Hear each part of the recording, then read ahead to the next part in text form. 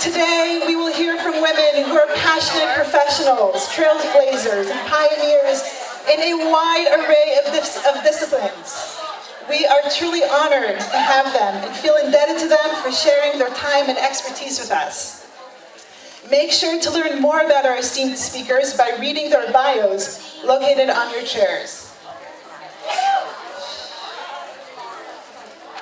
I want to share with you one of the most profound contributions that Steve Jobs made. And no, it was not the iPad or the iPhone or any other device. I truly believe his biggest contribution is a message that I'm about to share with you right now. But by the way, who loves their iPad? Okay, great. Says Steve Jobs, when you grow up, you tend to be told that the world is the way it is, and your life is just to live your life inside the world. Try not to bash into the walls too much, try to have a nice family life, have fun, save a little money. That's a very limited life. Life can be much broader once you discover one simple fact. Everything around you that you call life has been made up by people that are no smarter than you. And you can change it. You can influence it. Once you learn that, you'll never be the same again. You, students, sitting here in the Beit Knesset, you are the guardians of the future and have the ability to make a profound contribution to society. Today, we hope that you expand your vision for yourself, that you seriously consider, what if I can? That you explore new professions and you expose yourself to the latest in STEAM.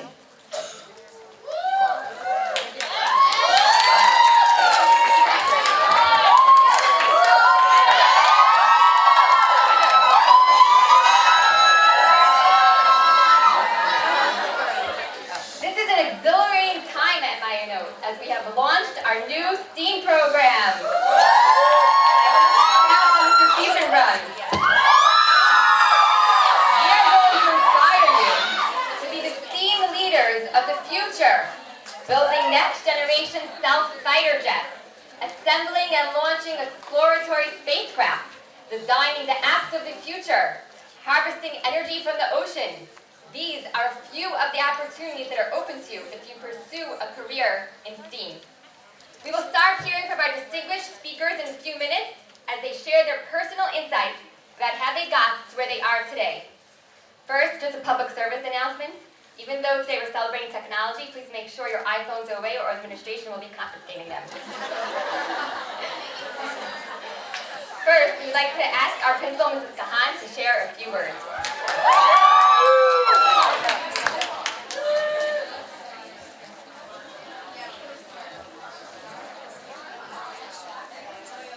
Good morning. I am so excited to welcome you to our second annual STEAM Talk. And of course, I first want to thank Mrs. Nadler and Mrs. Stein for imagining and creating today's program and really for pioneering and creating everything that is so exciting about STEAM at Maya Note. I also want to thank our speakers for making time to share their experiences with us. And we find ourselves now at this time of year in the midst of the very beloved and exciting and well-known Parshiot of Sefer Breshit. And I wanted to share a thought that helps us connect that to our experiences today and in our STEAM program in general. As you may very well know, Rashi comments on the very first pasuk of Sefer Breshit that he raises the question of why the Torah begins with Sefer Breshit at all. In Rashi's eyes, the Torah is meant to be a sefer of practical halacha, of mitzvot, and we see the first mitzvah only later with HaChodesh Hazeh Lachem in Sefer Shmot. Rashi gives an answer about understanding that the world belongs to Hashem, and that's an important lesson for us. And so he sort of comes up with a technical answer to his question. The Ramban questions the premise of Rashi's question and says, what do you mean, why did the Torah need to begin with Sefer Breshit? The Torah is not only there to give us practical halacha, it's also there to give us an identity as children of Abraham, Yitzchak, and Yaakov. And we would not have any Jewish identity or sense of mission if we didn't have Sefer Breshit. But what I think is interesting is that centuries later, the Rav asked the same question and actually came at it from the premise of Rashi. The Rav agreed that the Torah is a book of practical halacha. But he came up with an answer to this question, to understanding the purpose of Sefer Breshit that Rashi himself didn't anticipate, his answer to his own question, which is that for the Rav, the act of creation is one of the central parts of our mandate as halachic Jews. He says that when man, who is the pinnacle of the cosmos, approaches the world, he finds his central task, which is the act of creation. And so today, as you learn about exciting paths in the world of STEAM, I think it represents so much of what you learn and what you have to bring to the world. That in the eyes of the Rav, our task in this world as Ovdot Hashem is to create. And today's program will really widen your minds to thinking about the ways that you can create in this world, as Mrs. Nadler described, that there is nothing that you can't achieve, and there are so many ways that no one has even thought of that you can innovate and create and improve our world. So I'm excited to turn the mic back over to Mrs. Stein to begin our program.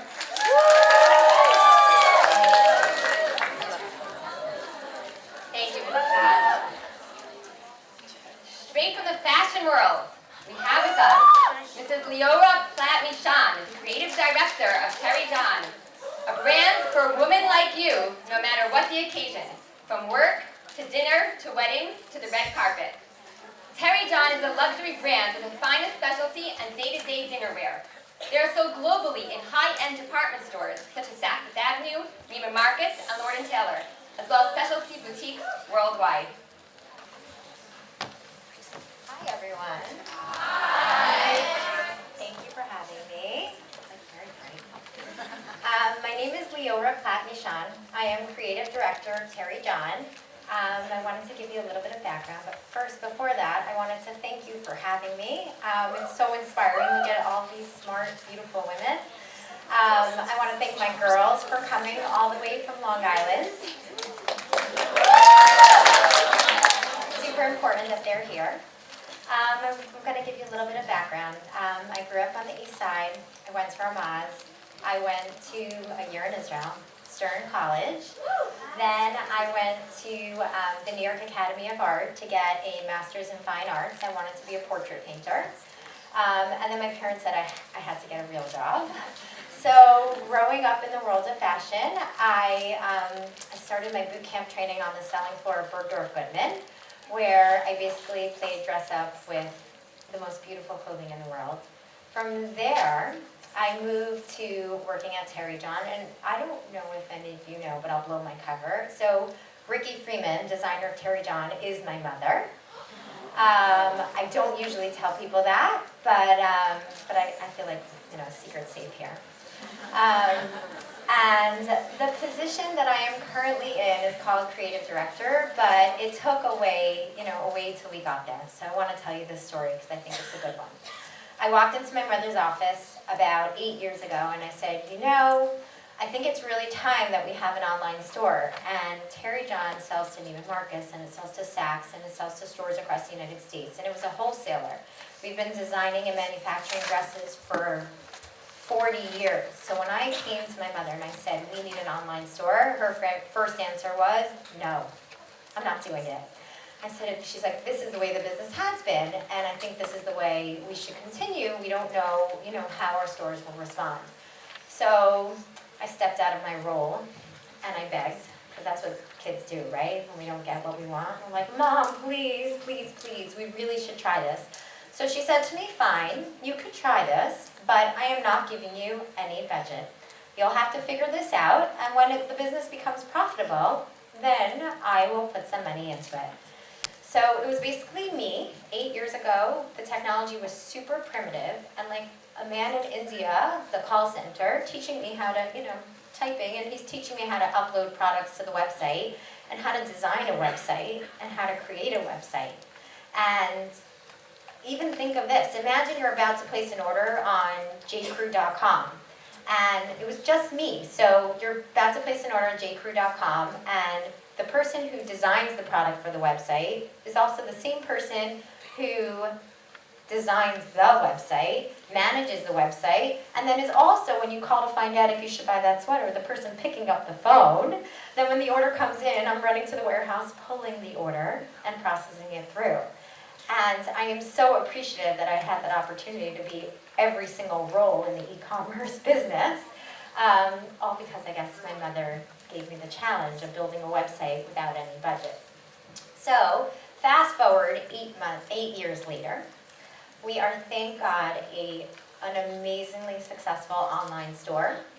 We, I guess I don't want to discuss how much, but we do a pretty substantial business, which I think is, thank God, amazing and wonderful.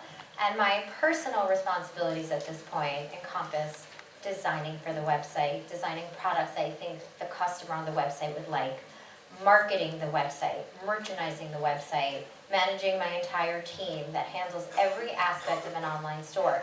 So next time you go to an online store and you're looking for something, keep in mind what the website looks like. There was somebody there who merchandised and designed the website so that when you get there, it's as user-friendly as possible.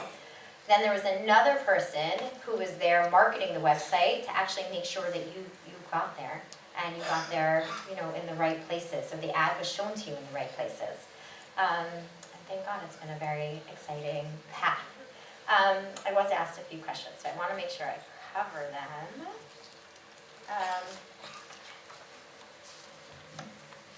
So they asked me, what do I love most about my job? And I think it's something that I want to say and speak about as you guys start thinking about your career goals and where you're heading. For me, I love the creative process, and I love the freedom. I love being in a job that gives me a lot of freedom to take chances and take risks and to try something that, maybe some companies or some businesses wouldn't necessarily allow me to do. And I want to relay the message to you as you're young and creative and smart and energetic, that you should use this time and be fearless. You should go out and try every opportunity that comes your way. Even if it's not something you initially thought you wanted to do, just try it. Just try it and try different roles and try different jobs and try internships. As a side note, we're happy to discuss internships at Terry John. That's unrelated. So yeah, I would say be fearless and go out and try different opportunities, even if it's not within what you exactly thought you wanted to do. I started out a portrait painter, and here I am managing an e-commerce store, and I thank God I couldn't be happier. It was just a wonderful path that I did not plan for, but I'm so grateful along the way. Thank you. We have asked some of our alumni who have pursued a profession in engineering and in STEAM in general to share with us. A few years ago, they were walking in these hallways. Now they're off to many great things, and we want you to hear about it.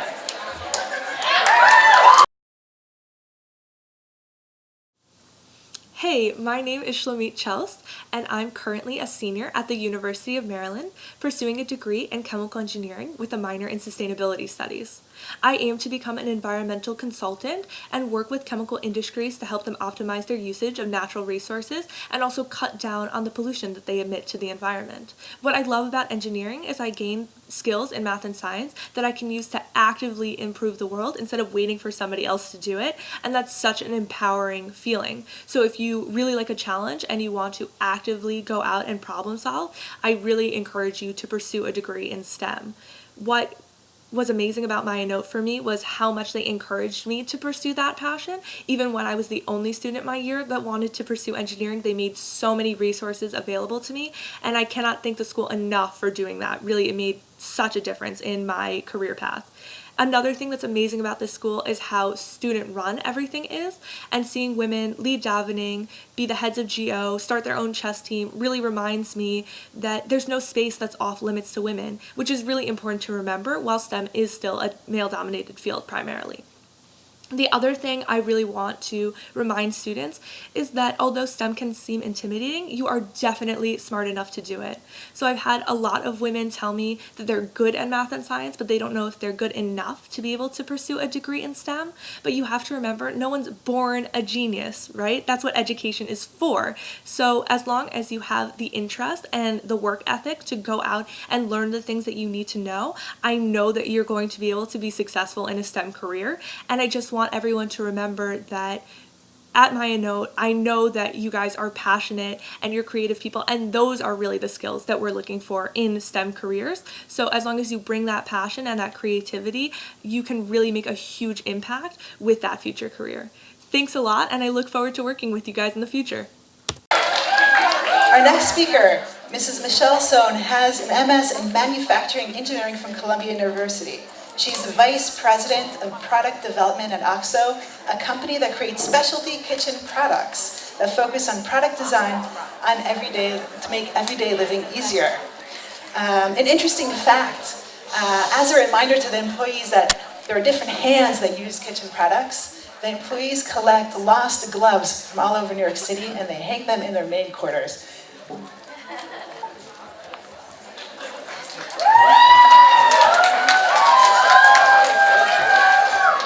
Hello, thank you. Good morning, Maya Note. I am a terrible dancer, and now I know why. It's because I didn't go to Maya Note. That was fantastic.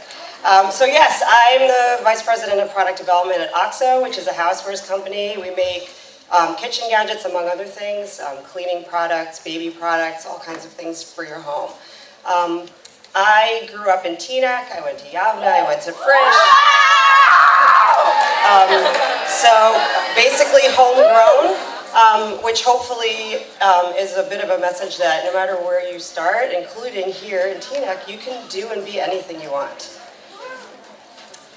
So my job really has two halves, two parts. The first, the exciting part, the fun part, is product development, and that's where I collaborate with designers and engineers to come up with ideas for kitchen gadgets and bring them all the way through the prototyping process, through manufacturing and into stores.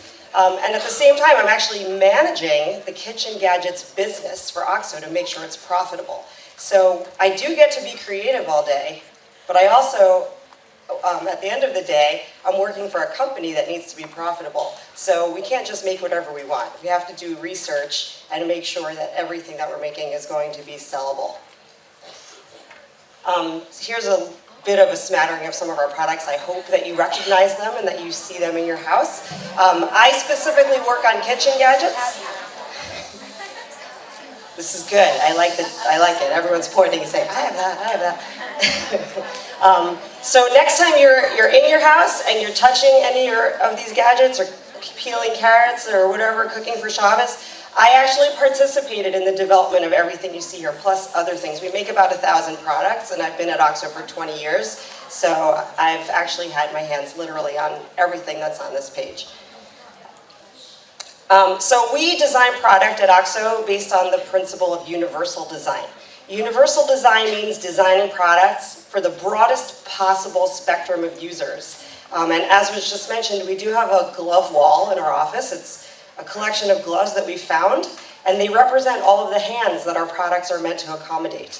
So I use this doorknob example. The doorknob that you see here, this sort of old style classic doorknob, in order to open a door that has that style doorknob, you need to be able to do this with your hand and this. You need dexterity and you need strength to be able to do that. You also need a free hand in order to be able to do that. This is what I would call a universal door lever, and your school probably has them all over the place. A door lever is much easier to open. A dog can actually reach up and open a door that has a lever. If you're holding all your books, you can get it with your elbow. So more people are able to open the door lever than the doorknob. It's more universal, and we keep that in mind when we design.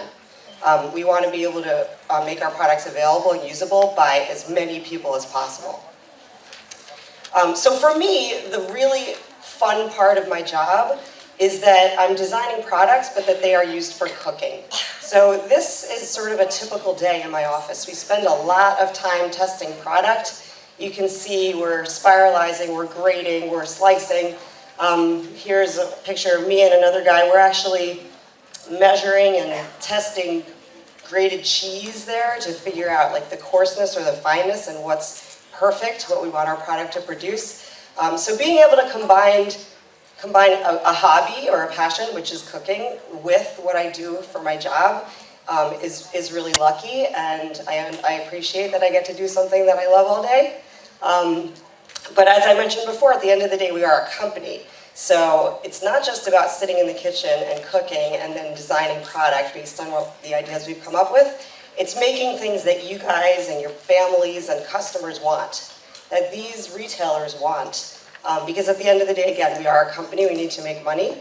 So it's that balance, it's the business side and the creative side coming together to make great product that people want to buy.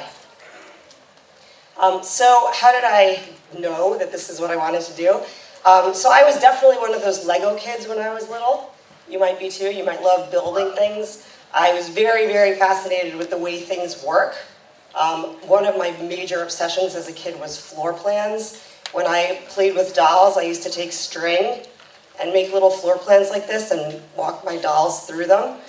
So buildings and structures and floor plans have always been a passion. In high school, my favorite class was physics, which is still, but back then especially, was very strange for a girl to say that. But I knew even then that I loved it. And when I went to college, my favorite class was called visual thinking, and it had a lot to do with shapes and proportions and relationships of objects in space, and that really appealed to me. Also, just some things that were kind of innate in my abilities was this spatial relationships. I'm excellent at knowing which Tupperware to pull out for the leftovers and knowing it's going to fit exactly.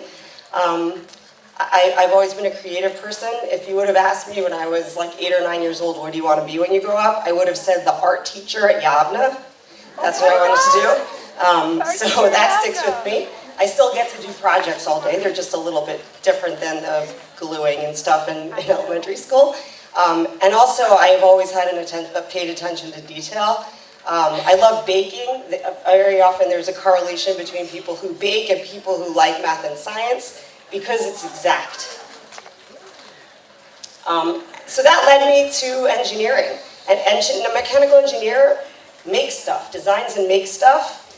And that last phrase is the most important, takes a product from an idea into the marketplace, as I mentioned before. Selling it is ultimately the goal. So my advice really is to do what you love.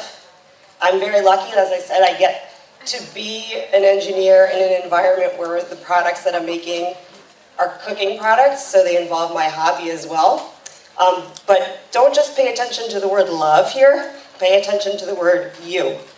I think as girls, as women, we think about being wives, we think about being mommies, but we need to be women, we need to be people and do what we want to do as well. So make sure to choose something that's going to make you happy.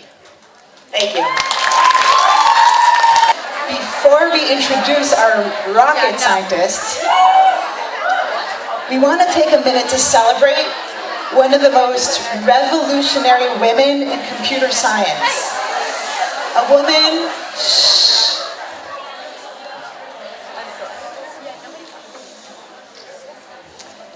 a woman who was instrumental in getting Apollo 11 to the moon, getting the first man to the moon. Just 2 weeks ago, Margaret Hamilton was awarded the Medal of Freedom. She had 2 contributions to computer science. One time she was working with her 4-year-old in MIT, and her 4-year-old clicked on a button, and the whole system went bust. And she wanted to create a system with safeguards, okay? NASA didn't think any astronaut would ever make that mistake, but they did. Another thing is that she introduced a priority protocol in computer science, meaning if the computer is being asked to do 2 different things, what takes priority? I'm excited to show you the footage of her being awarded by President Obama.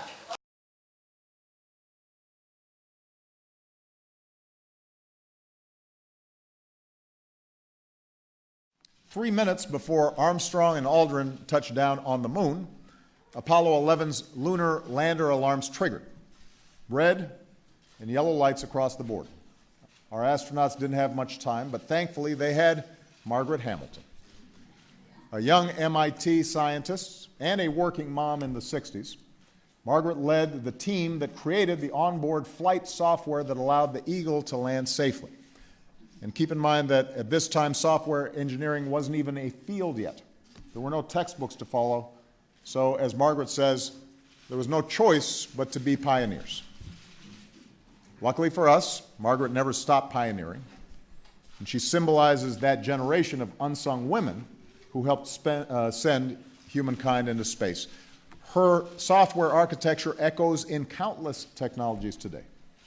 And her example speaks of the American spirit of discovery that exists in every little girl and little boy who know that somehow to look beyond the heavens is to look deep within ourselves and to figure out just what is possible. Margaret Hayfield Hamilton.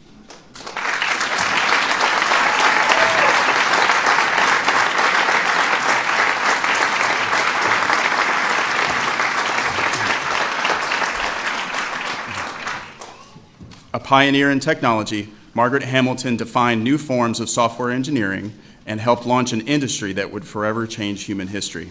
Her software architecture led to giant leaps for humankind, writing the code that helped America set foot on the moon. She broke barriers in founding her own software businesses, revolutionizing an industry and inspiring countless women to participate in STEM fields. Her love of exploration and innovation are the source code of the American spirit, and her genius has inspired generations to reach for the stars.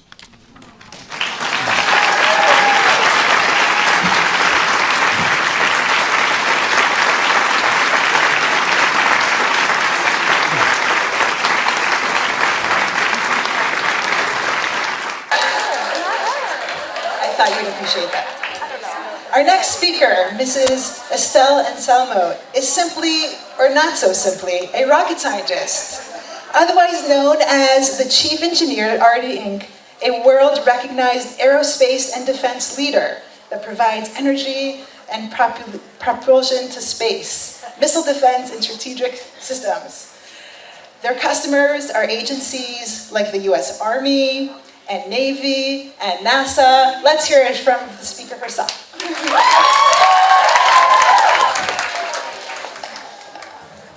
I am so excited to be here today. Go ahead,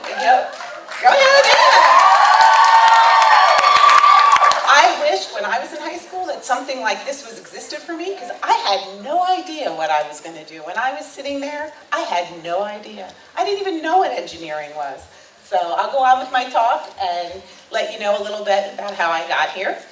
I am a chief engineer for Arnie Inc. It's a small company, only 10 miles, not even 6 miles away from here, building parts that are in Mars, in space, all around you. You don't even know it. It's something that I couldn't even have imagined that I would do.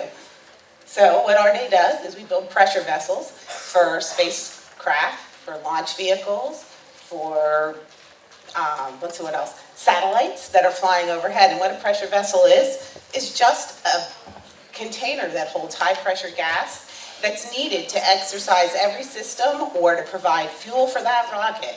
That pressure vessel may look kind of like a scuba bottle that you may see somebody using when they're scuba diving, except it's much more high performance, and that's what we do. So I went, and our parent company, Aerojet Rocketdyne, builds the rocket engines and the engines that propulse the satellite around the world. So how did I get there? I was just a kind of geeky kid in high school who didn't really know what she wanted to do, but I happened to like math and science, and somebody said, oh, you should be an engineer. And I went, what the heck's an engineer? Oh, well, fine, I'll do it.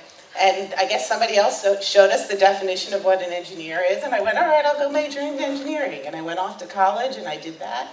And somehow, I didn't know what I was doing, but I just kept going. I kept going. Every time I'm faced with something that I didn't know how to do, I went out and read about it and figured out how to do it. Next thing you know, I was working for the Air Force.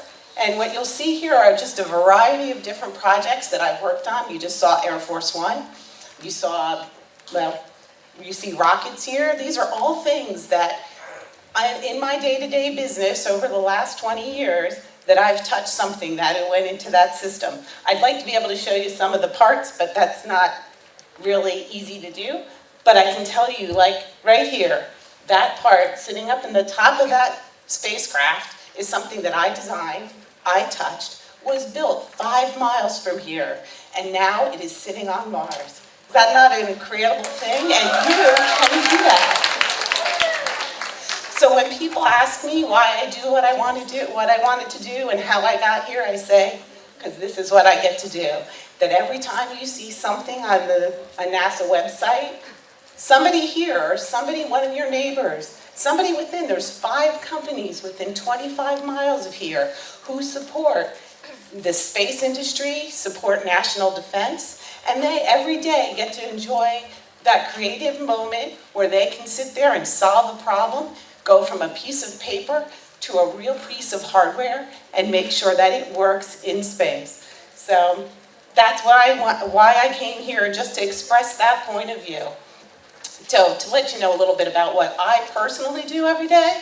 So I'm a chief engineer and a senior manager at Arnie, and so what I do is I manage a group of engineers who sit there and take piles of requirements, sift through them, and figure out how they can make our little product, which can be anywhere from 4 inches in diameter to 4 feet in diameter, and make it meet all the requirements very lightly so that it can get into space.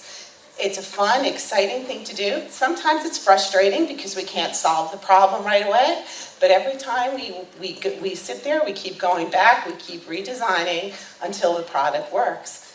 In the end, we get to say that we are rocket scientists. Our next speaker is Dr. Jordi Krakowski.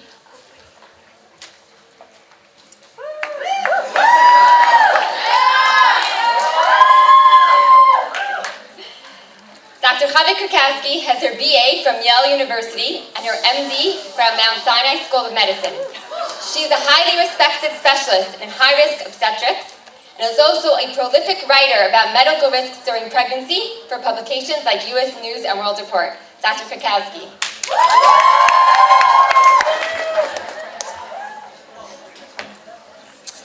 Hey, Maya Notes. This is the closest I will probably get to being a rock star today. I'm getting kind of used to it. This might be a problem. All right, so let's talk about what do. I do it all day, and a lot of times I do it some of the night, sometimes all of the night.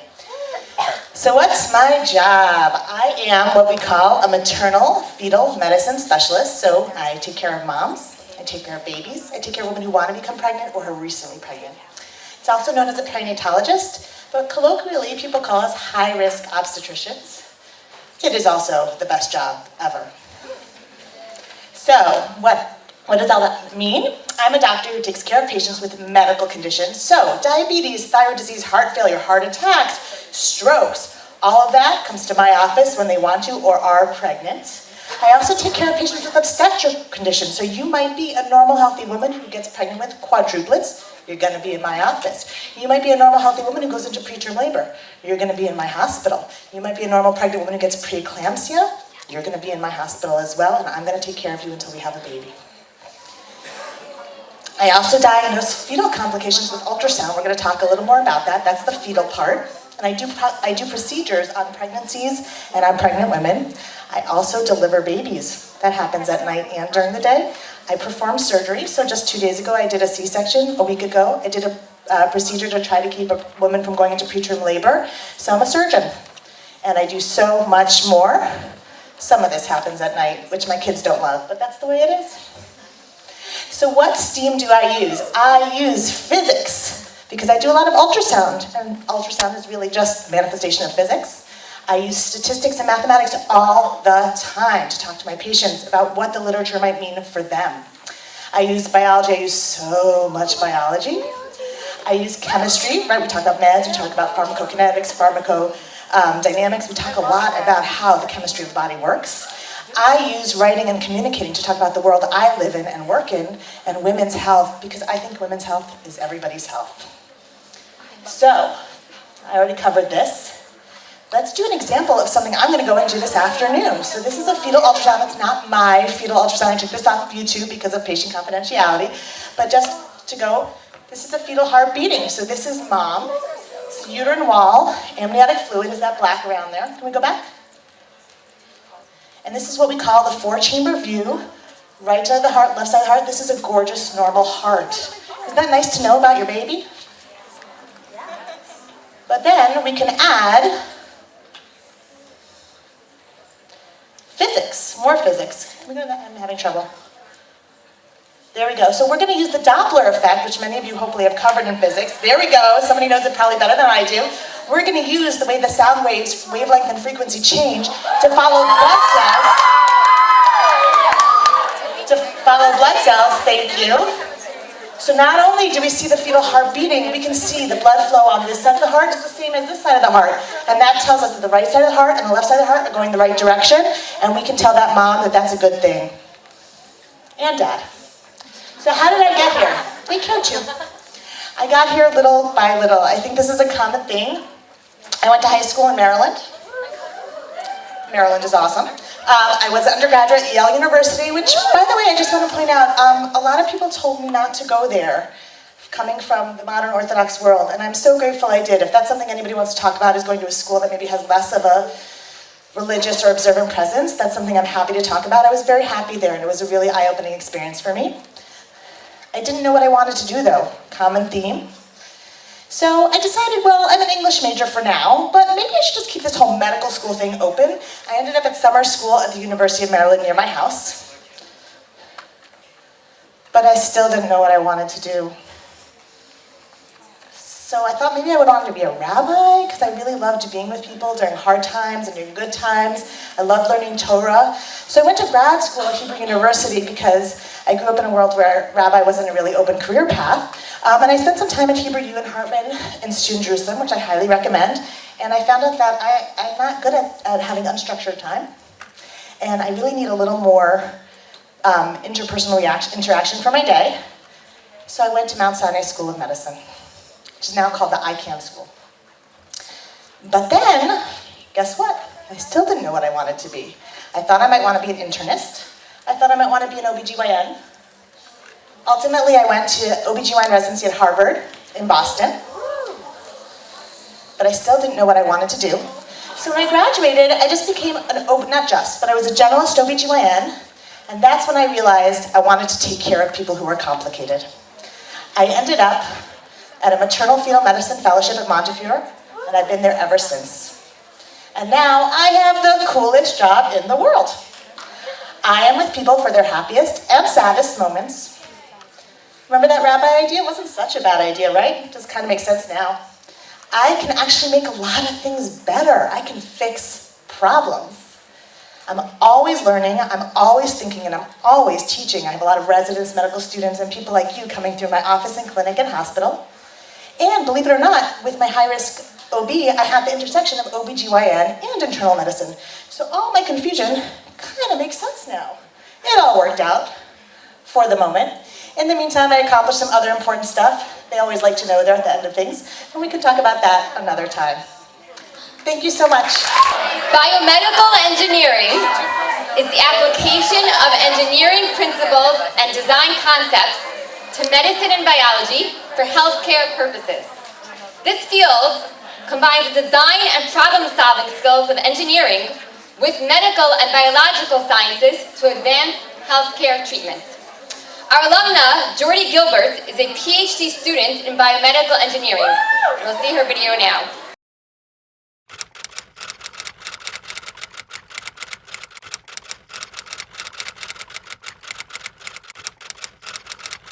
Hi, my name is Jordi Gilbert Honig. I graduated from my in 2008. I'm currently getting my PhD in biomedical engineering at Johns Hopkins with a specialty in skeletal muscle tissue engineering. In tissue engineering, we combine biology and engineering to design synthetic tissues and organs to help people whose own body tissues are injured or failing. My specialty is in making skeletal muscle constructs to help people whose muscles were severely injured and no longer function properly. One of the things I love most about what I do is being able to have a creative impact on biology and science in general. Very often, when people think about science, they think about what they've learned in school and view science as being static and non-changing. It's all already in their textbooks. In my job, I feel the fluid and dynamic nature of science as I and people around me try new things and are involved in discovering new science. We will develop the science that is learned by the next generation. When I was at Mayanote, one of the things that challenged me most was learning Gemara. It was foreign and difficult, and throughout my time at Mayanote, it was something that repeatedly challenged me to think critically, and in another language to boot. As I've progressed in my scientific career, there were many times where I was faced with the need to critically analyze information that at first I didn't understand. One example was my first computer coding class. It was a foreign language, and solving the assignments was challenging. After several failures, my instinct was to give up and move on. I started to realize, though, that I had faced and overcome similar challenges before. This wasn't so different from learning Gemara after all, and I could do it again. The best piece of advice I can offer aspiring young scientists is to be resilient. There will be times when you fail. There will be bumps along the road. To this day, there are times when I get good data and times when I get bad data. There were many times throughout my career when I questioned whether I was up to the challenge. Don't give up. Keep in mind the big picture, and remember that yes, you can do this. Dr. Nathalie Macon has multiple degrees in biomedical engineering, working in companies like Johnson & Johnson, directing the engineering teams. Now, she is president of Macon Consulting and is very passionate about mentoring young women in science and engineering. I can't believe the energy in this room today. It's so wonderful. Wow, I am so happy to be here. Thank you so much for inviting me. I'm very excited to be able to tell you a little bit about my story as a biomedical engineer. Sorry if I caused that alarm. So I thought one of the first things I would do is to take you back to my high school decision-making process. When I was a sophomore in high school, I was so in love with the arts and the sciences, and I'm like, oh my gosh, what am I gonna do? I wanted to try to prepare myself for what I was gonna study in college, okay?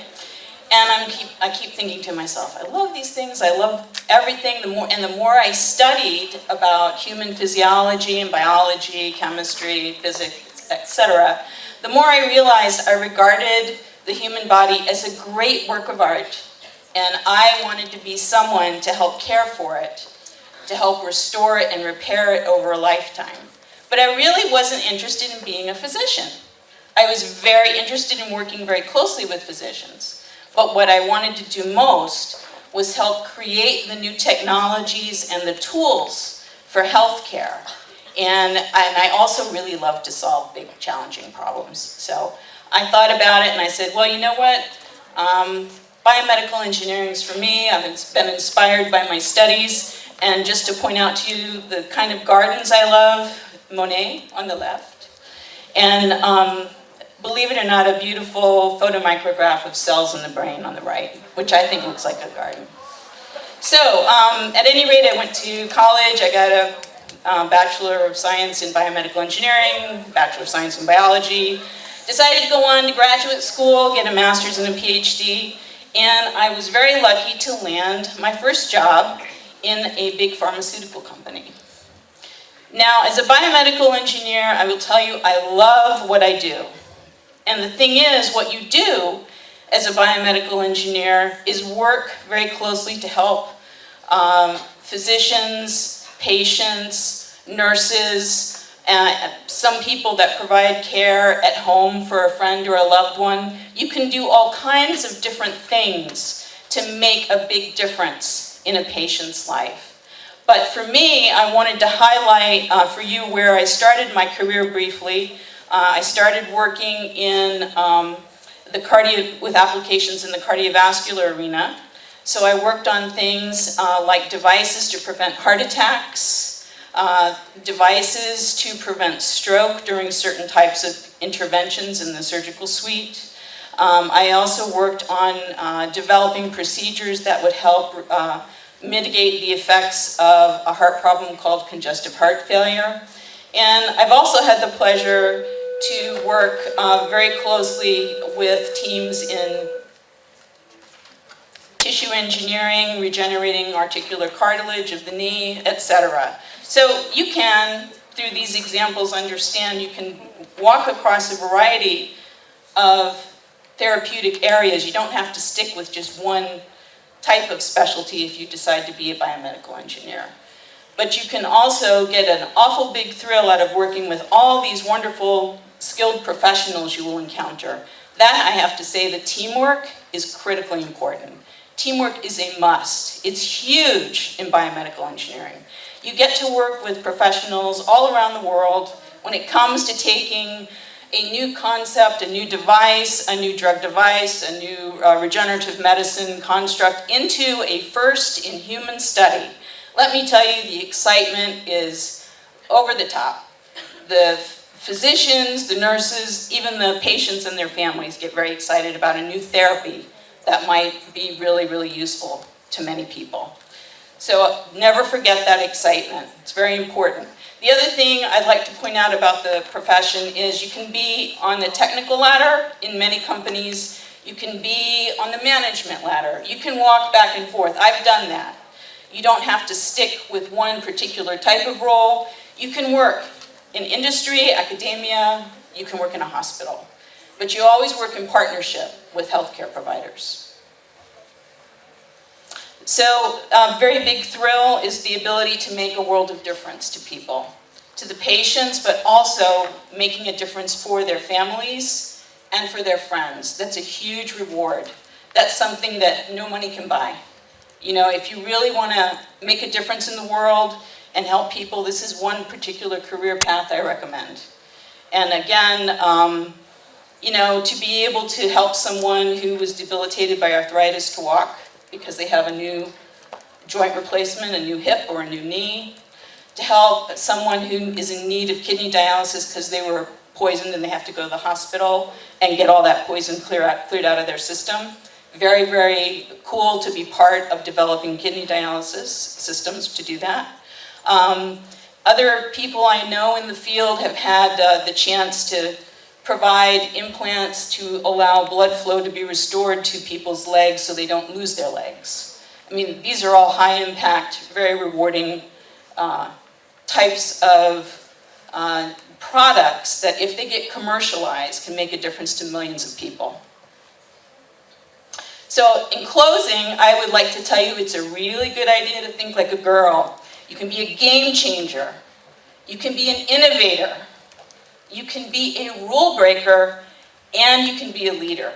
And I encourage all of you to think about that for any profession you choose. Thank you very much. Such wonderful teachers here at Mayanode. It's not surprising to have many impressive alumni.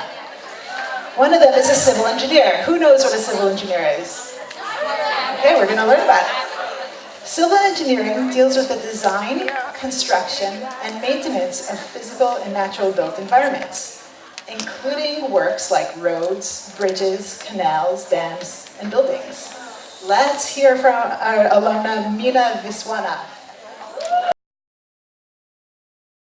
Vishwanath, class of 2006. I'm a geotechnical engineer, which is a type of civil engineer that works with soils. I design foundations of buildings, I repair landslides, I design landfills, and I work with dams. I love my job because it means that when I'm sitting and doing calculations or writing a report, I'm contributing towards the construction of something that's going to help the environment or advance infrastructure and in general help the world around me. Minot helped me get to where I am today because of their offering me extracurricular opportunities to advance my science and math when I needed more than what the existing curriculum provided, and in supporting me in my successful application to MIT. I would recommend for anyone who's interested in going into science or technology that you should dream big and apply to whatever university that you want to go to, not just one that you think you can get into, and don't be limited by traditional career choices that people around you tell you. Research what opportunities there are and try to imagine yourself in a career that you don't necessarily see around you. Our final speaker, Ms. Miriam Herman, started her career off as a software engineer and is now an adjunct professor at Yeshiva University. Her passion for mathematics and STEAM is really inspiring. Let's hear from Ms. Miriam Herman.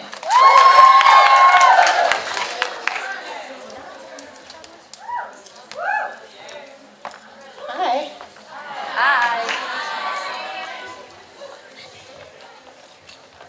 So, my motto is reach for the moon. Even if you miss, you'll land among the stars. My 6th grade teacher, Mrs. Ashley, had that sign hanging above the window in our classroom. And I remember looking at it and thinking to myself, I don't really want to be an astronaut. I don't want to go to the moon. I don't really care about stars. So why is this here? And it took me a while to really understand what that phrase means. Shoot for the moon. Even if you miss, you'll land among the stars. Because when I was growing up, I really didn't know what I wanted to do. There was no moon, there were no stars. I had no idea in any vicinity that I wanted to arrive at. And so what I did know, I knew 2 pieces of information. These are the 2 pieces of information I had when I was your age. The first piece of information my dad gave me when I was 10 years old. He told me, you do anything you want, don't become a nurse. Nurses move heavy objects. So I was never going to be a nurse. That was the first thing. And then the second thing was my uncle in 11th grade or 12th grade, and he was an industrial engineer. And my mom liked to tell me that he got stock in Canadian Tire before they went public. So this was a big deal. So he was an industrial engineer, and I spoke to him, what do industrial engineers do? What should I do? What should I do in school? And he said, as an engineer, you can do anything. He said, engineers are problem solvers. Engineers can do anything. And I had been the kind of kid that took trampolining and cartooning and acting. And I played the piano and the guitar, and I was like, yeah, I want to do anything. I want to do everything. I'll be an engineer. Okay, I'll be an engineer. And I had no idea what that meant, but luckily for me, I went to Stern. Stern has a 3-2 program with Columbia, so you do 3 years at Stern, and then 2 years you get your undergraduate degree in engineering from Columbia, and I thought that was kind of tricky that I really went to Stern, but I got a degree from Columbia, so I wanted to do that. And Stern, my sister had been telling me to go to Stern my whole life. She said, you need a real college experience. And YU is not a real college experience.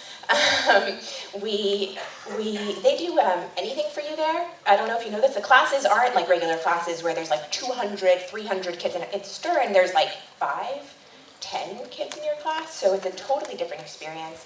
They let you create any clubs you want. So now on campus there's a Disney club and they play Disney movies. When I was on campus, I was like, I don't know what engineers do. We have an engineering club. And so we started bringing engineers on campus. And I started out thinking I was going to be a biomedical engineer. But then I got an internship at the University of Toronto. And at the University of Toronto in the Industrial Engineering Lab, and I remember my interview over the phone with Professor Mark Chignall. He's an industrial engineer. He said, do you know how to code? I said, no, I don't know how to code, but I'd taken physics and chemistry and calculus that semester, so I told him I know how to problem solve. And he said, okay, if you can problem solve, you can come, you can be on our team. And I promise you, an hour into my first day in his lab, and he's like, you're gonna learn how to code. And I learned how to code in Perl, which gives me street cred, because Perl is a really ancient language that's impossible to read. So I got my last job because the owner had first learned to code in Perl. And I loved coding. I built a web scraper. It went online. It downloaded information from an event and put it into an app. And the first time it worked, that I wrote code that did something, it was a Friday. I will never forget. I called my mom. My mom is the least technical person ever. And I was like skipping down the street telling her about this code. And she was like, okay. But that's what happened, and I went to Stern, I went back, I started taking as many coding classes as I could. I ended up graduating, I got a job at a hedge fund in Miami, where I wrote all of their in-house software, so I built for them an electronic trading platform that would ping the pinging the exchanges, and trading, and ordering, and an expense system, and I created all these systems for them. I remember on my first day that I was creating my own software. The electronic trading platform was my own. He said, you can do whatever you want. I said, I could design it, I could do whatever I want. He said, you could do whatever you want. I said, I could put a picture of my face. He's like, whatever you want. But I'm not good at design, which is why STEAM, the art program here, is so important, because the design element of anything you want to do is hugely important. Now I'm at Stern. We're creating this thing called Jewish Women Can, Jewish Women Code, Jewish Women Count, Jewish Women Create. 2 Jewish women created this sign for Jewish Women Code. It's really, really awesome and exciting. And yeah, that's it. The idea is, the most important thing of all this, so shoot for the moon, even if you miss, you'll land among the stars. What I learned in my career is you don't even necessarily know where the moon is or the stars are, but if you got the rocket power, then you'll get there. So what's that rocket power? That rocket power is going to be your education and pushing yourself, challenging yourself to do as much as you can, right? Don't just say, like, I want to get an easy A. Take the classes that are really going to challenge you and really going to push you. And when you push yourself as far as you can, then you can achieve anything you want to.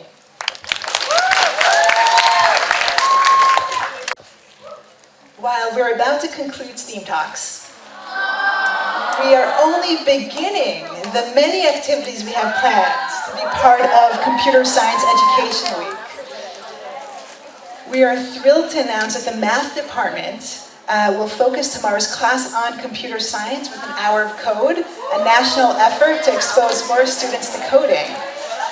After our last set of music, yes, there is more music, you will partake in our second annual Maker Fair, packed with an array of hands-on booths that explore engineering, computer science, robotics, biology, and mathematics. There will be innovators and makers ready to share their wares with you. Our beloved college guidance team will be available to discuss careers and summer programs with you. And we welcome whatever speakers would like to hang out to be approached as well. We would like to express our appreciation to the many people who have made this amazing event possible. Thank you to Mrs. Kahan, Mrs. Appel, Mrs. Pupko for your vision, leadership, unwavering support for the initiative, and this event in particular. Thank you to Mrs. Krause and Mr. Tiefenbrunn.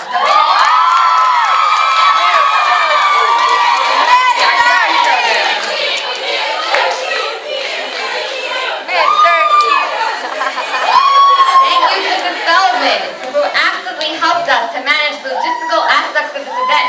And it's been such a pleasure to work with in the construction of the new makerspace. Thank you to Mrs. Schmuckler, Mrs. Kleiman for ordering the French fries, designing and printing the signs. A special thank you to Mrs. Stiefel and Mrs. Ennis for helping find speakers, write up press releases, and broaden the scope of our efforts.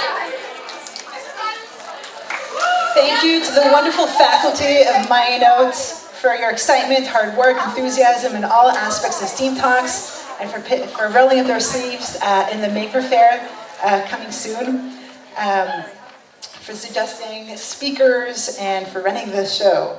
It just simply could not happen without the teachers. A huge thank you to Mr. Reiner. Let's all applaud him. Who put in countless hours working into the technical aspects as well as being really an integral part of the STEAM team, prototyping and doing R&D in our office. And of course, thank you so much to the speakers for sharing their passions with us today. And above all, we thank you, the students of Minot Yeshiva High School.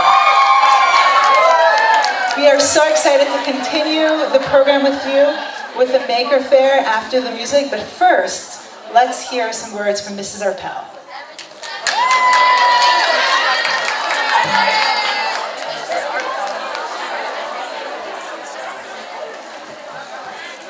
Okay.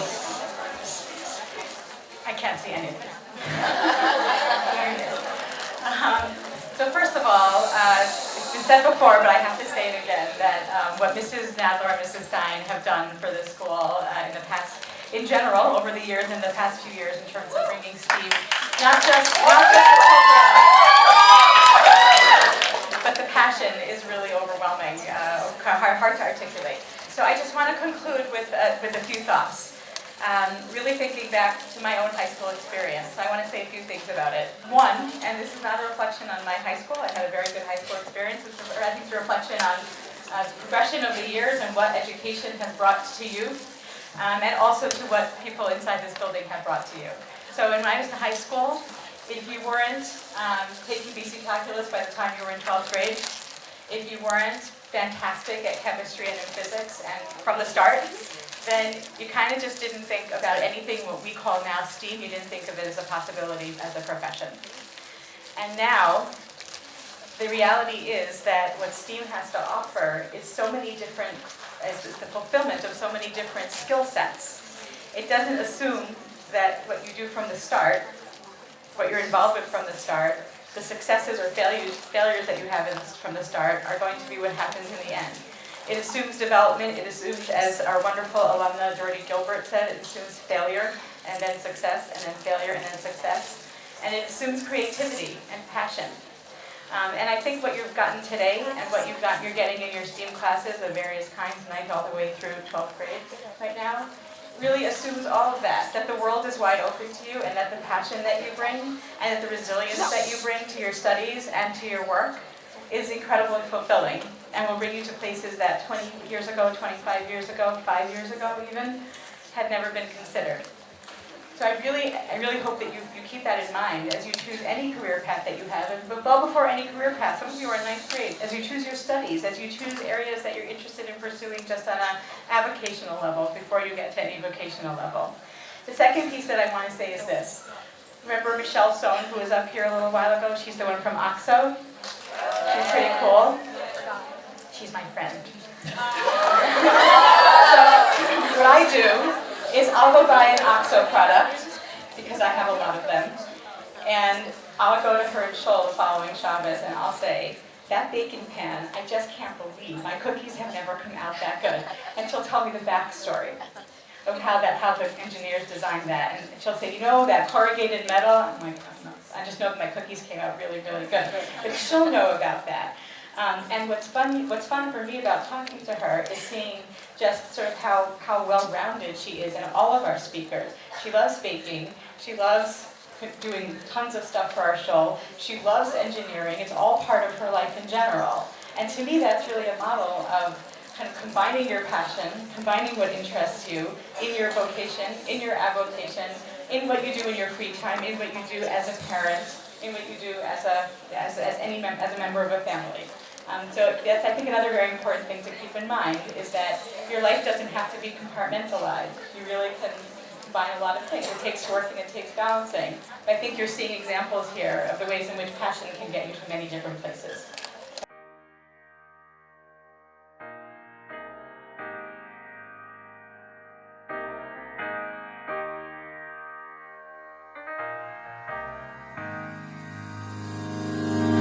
This is the world makeover. Mashiach will come take over. You ain't gotta be me or see what I see. All you gotta do is take a look forward. Lift up your eye to the sky. Spread out your hands. Say thank you, smile. Get them up, put them up, leave them up. Ha ha. Yep, pump up the volume every day. Stand in place. Heart racing, no words to say. Pressure building, trying to hold my face. Mind drifting like not today. Wake up from everything. Break out your shell and scream. Ha, Shem, you're the king. Ha, Shem, you're the king. Hashem Melech, Hashem Malach, Hashem Imloch, Leolam Va'ed. Hashem Melech, Hashem Malach, Hashem Imloch. I share